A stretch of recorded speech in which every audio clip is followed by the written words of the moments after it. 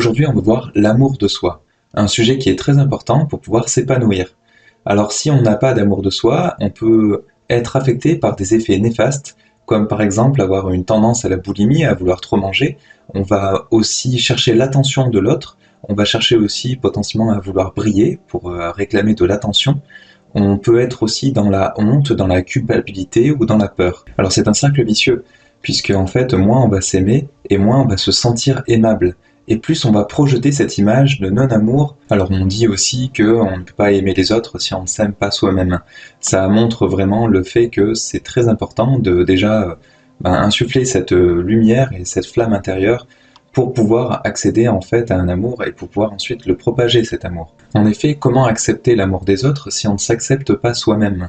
Et comment croire que les autres nous aiment si nous-mêmes on ne se sent pas aimable? Bonjour à tous, c'est Alexandre, je suis énergéticien et je partage mes connaissances et mes expériences, donc bénévolement et dans ce domaine pour vous aider. Alors si vous voulez nous soutenir, n'hésitez pas à partager, à commenter, à liker pour nous permettre de nous faire connaître et de toucher un maximum de personnes et les aider eux aussi. Alors avec le manque d'amour envers soi-même, lorsqu'on ne s'aime pas, on ne croit pas en l'amour des autres, en tout cas on ne croit pas vraiment en cette sincérité. Et c'est un vrai problème puisque les personnes qui vont vous aimer et pour qui en fait elles auront un amour sincère envers vous, elles vont commencer à s'épuiser à un moment donné, et donc elles vont partir, elles vont quitter votre vie, et ça va renforcer justement ce sentiment où vous incarnez quelqu'un qui n'est pas aimable. Donc en fait, comprenez bien que souvent la problématique vient de nous-mêmes. Alors le fait de ne pas s'aimer soi-même, ça peut nous amener à des dépendances affectives. Et donc le souci qu'il y a par rapport à ça, c'est que le fait d'être dans ce type de dépendance, ça peut attirer facilement ce qu'on appelle des pervers narcissiques, des personnes qui vont en fait vous dominer, vous écraser et faire en sorte que vous soyez un petit peu sa chose. Donc le fait qu'on soit dans ce manque d'amour, ça crée une certaine dépendance envers les personnes qui nous aiment, ou en tout cas qui font semblant de nous aimer, ça peut être aussi ça, hein. Donc c'est là où ça peut devenir un peu dangereux. Donc attention aux personnes qui vous entourent, aux personnes qui vous aiment, ou en tout cas qui sont censées vous aimer, à ce que ces personnes-là vous laissent votre place et ne cherchent pas à vous écraser ou à imposer leur vision. Alors si par exemple vous êtes en couple avec une personne qui vous dévalorise régulièrement et qui profite en fait du fait que vous ayez une certaine dépendance affective pour vous humilier, pour vous rabaisser, pour vraiment prendre le pas dans le couple et vous effacer, attention à ce que cette personne-là ne se nourrisse pas de cette situation et de votre faiblesse, hein, cette faiblesse du manque d'amour envers vous-même.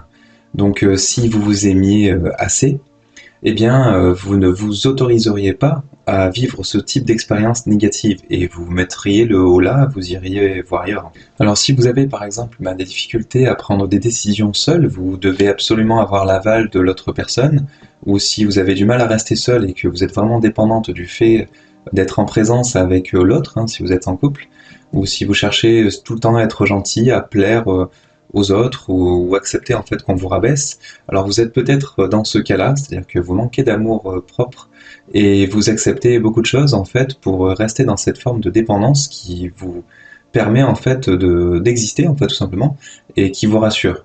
Alors c'est pour ça que je vais vous donner quelques clés pour essayer de faire une introspection ensemble, pour essayer de trouver l'origine de différentes problématiques, et ensuite avoir les clés pour pouvoir améliorer votre situation et sortir de ces expériences négatives qui vont du coup vous amener vers un amour propre et en fait un amour envers vous-même. Alors pour ceci, on va développer un petit peu ce sujet de l'amour propre, de l'amour de soi-même, et du coup si ça ne suffit pas, on peut également passer un petit peu du temps ensemble au travers d'une petite session qu'on fera ensemble, hein, pour essayer de vraiment trouver plus exactement et plus précisément la problématique, où je pourrai également vous donner quelques contacts vers des personnes qui pourront vous aider à ça. Alors ensuite, on va essayer de trouver ensemble la notion de temporalité. C'est-à-dire que le fait de ne pas s'aimer soi-même, est-ce que c'est arrivé depuis toujours à ce que vous vous souveniez, hein, ça peut très bien être un trauma de l'enfance, ou peut-être même d'une vie antérieure, enfin après chacun bien sûr a ses croyances, mais en tout cas elle peut venir de très loin, comme elle peut avoir eu lieu depuis peu. C'est-à-dire que vous avez peut-être eu un trauma à un moment donné, alors ça peut être un décès, ça peut être une rupture sentimentale, ça peut être plein de choses. Donc essayez de voir à partir de quand en fait vous vous êtes un petit peu sous-estimé ou dévalué par rapport aux autres, où vous vous sentez pas aimé, où vous ne vous aimez pas vous-même. Alors quel est justement cet épisode qui a pu susciter en fait cette problématique-là et qui est la source en fait de pas mal de mal-être ou d'épreuves que vous traversez et qui sont difficiles. Donc essayez de comprendre l'origine en retraçant un petit peu ce que vous avez pu vivre et en voyant à partir de quand justement ces problématiques-là sont apparues.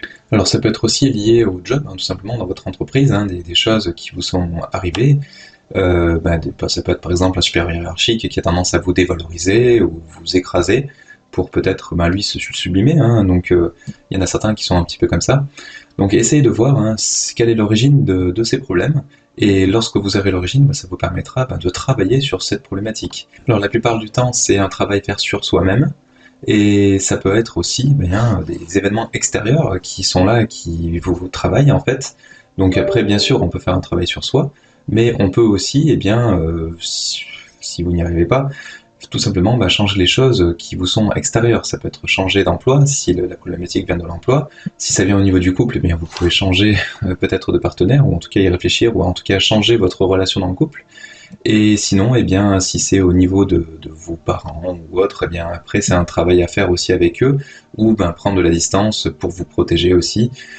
Alors parfois, on a tendance à se dévaluer parce qu'on ne se sent pas parfait. Alors parce qu'il y a toujours des perfectionnistes, et donc après, pour ceci, et comme clé, ce que je peux vous donner, c'est que personne n'est parfait. Regardez bien autour de vous, les personnes que vous aimez, est-ce qu'elles sont vraiment parfaites? Eh bien non, parce que là, en tout cas moi, à ma connaissance, je ne connais pas forcément de personnes parfaites. On a tous des petites choses à travailler, bien sûr. Donc si vous n'êtes pas une personne parfaite, en tout cas selon votre propre jugement, parce qu'on a tendance souvent à être très sévère envers soi-même, alors c'est pas le cas de tout le monde, mais la plupart du temps c'est le cas, regardez bien les autres aussi. Ils ne sont pas parfaits, vous n'êtes pas parfait, c'est parce que vous avez encore un travail à faire, et c'est normal, on est aussi là sur Terre pour ça. Donc prenez du temps et levez un petit peu certaines exigences.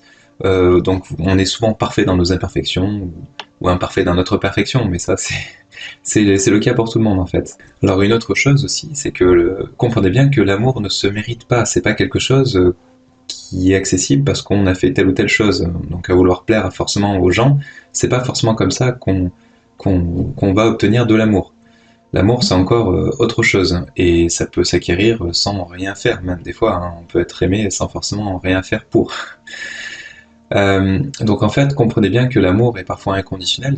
Vous avez peut-être vécu ça avec votre maman, ou en tout cas avec vos parents, ou peut-être vos grands-parents, où en fait on vous a donné de l'amour, ces personnes-là vous ont aimé, mais sans rien vous demander en retour. Alors après, pour vous aider dans votre introspection, si effectivement c'est bien quelque chose qui a lieu dans le passé, que vous connaissez, alors ça peut être un événement, alors essayez de vous interroger de qui souhaitiez-vous être aimé à un moment donné et pour qui ça n'a pas fonctionné.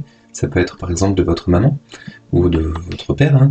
Et donc essayez de comprendre à quel moment vous n'avez pas eu l'affection que vous souhaitiez et donc qu'est-ce que ça a déclenché en vous. Quelle partie de vous, en fait, vous vous êtes mis à détester ou en tout cas à ne plus aimer suffisamment. Parce qu'en fait ça fait en sorte qu'il y ait certaines parts de vous que vous n'aimez pas, et donc ça amène petit à petit à un désamour de soi-même. Donc c'est là où il faudra justement y retravailler pour comprendre que ces deux trois peut-être critères ne sont peut-être pas jugés à leur juste valeur, peut-être par la personne qui ne vous a pas aimé justement à votre juste valeur. Et voilà, après on a tous des traits de caractère en fait sur lesquels en fait on a tous à travailler ou pas, c'est-à-dire que ça peut être vu selon certains jugements comme une qualité ou un défaut. Donc on ne peut pas plaire à tout le monde. Pour certaines personnes, certains traits de nos caractères sont des qualités, pour d'autres des défauts, donc on va plaire à certains et pour d'autres on va leur déplaire. Donc soyez vous-même, c'est un conseil que je peux vous donner, parce que on ne peut pas plaire à tout le monde tout simplement parce qu'on est tous différents, et donc les personnes vont souvent aimer les traits de caractère soit vers lesquels cette personne cherche à tendre, ou ce qui la reflète en fait, pour les personnes qui sont un peu narcissiques, et qui reflètent les parties d'elle-même qu'elle aime bien. Donc si vous reflétez ça, elle va vous aimer naturellement. Donc coupez-vous un petit peu de ces images et de ces idées reçues, Et c'est là où en fait on a chacun un rôle à jouer, on est tous différents, et donc vivez vous-même votre propre rôle, et vous serez bénéfique en fait aux personnes qui vous entourent. Donc donnez-vous l'amour que vous n'avez pas reçu au moment où vous le souhaitiez, donc en vous faisant plaisir, en faisant des choses qui vous plaisent, et par exemple en recevant ce que vous auriez souhaité à l'époque. Donc le passé c'est du passé, soyez dans le présent, parce que le passé vous a construit, c'est ce qui fait que vous êtes ce que vous êtes. Maintenant, si c'est des choses que vous avez traînées du passé et qui vous amènent des choses négatives aujourd'hui, eh bien libérez-vous-en. Donc il y a un travail à faire effectivement à ce sujet. Donc comprenez bien que tout est terminé et voyez, alors pas forcément que l'avenir, mais en tout cas vivez l'instant présent. Alors après, un exercice à faire aussi, on peut le faire sous forme de méditation, eh bien c'est se poser les questions, lorsqu'on essaie de se donner de l'amour, quelles sont les raisons internes en nous qui nous bloquent et qui bloquent cet amour qui nous vient de nous-mêmes. Qu'est-ce qui fait qu'on se dévalue au point qu'on considère qu'on ne mérite pas cet amour? Donc essayez de voir ces critères-là, et ce sera des critères sur lesquels il faudra travailler. Donc souvent, c'est des choses qu'on met en place autour du fait qu'on n'est pas aimable notamment. Alors qu'est-ce qui fait qu'on n'a pas le droit d'être aimé, ou qu'on ne mérite pas de l'amour? Donc essayez de voir ces différents critères.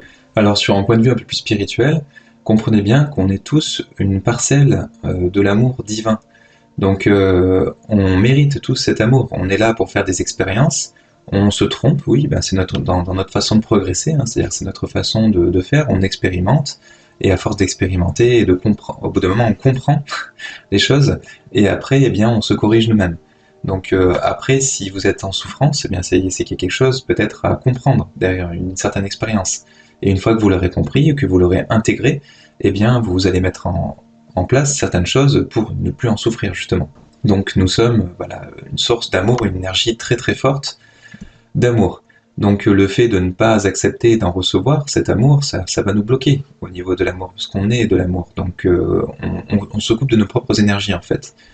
Donc comprenez bien que vous méritez cet amour, que beaucoup de monde, surtout dans les mondes un peu plus lumineux, vous aiment très très fort, à des points que vous ne pouvez même pas imaginer. Donc comprenez que vous méritez cet amour et qu'on vous aime vraiment d'un amour sincère et inconditionnel. Donc un exercice aussi qu'on peut faire, c'est de voir, de visualiser toutes les personnes jusqu'à maintenant qui nous ont aimés. Et dans ce monde, bien sûr, c'est-à-dire selon nos souvenirs, visualisez bien toutes les personnes qui vous ont apporté de l'amour. Donc vous allez voir que quand vous allez commencer à vous aimer et vous respecter, les expériences que vous étiez en train de faire du passé, ou peut-être encore aujourd'hui, et sur lesquelles il faut que vous travaillez encore, vous ne les accepteriez plus, vous ne les tolérerez plus.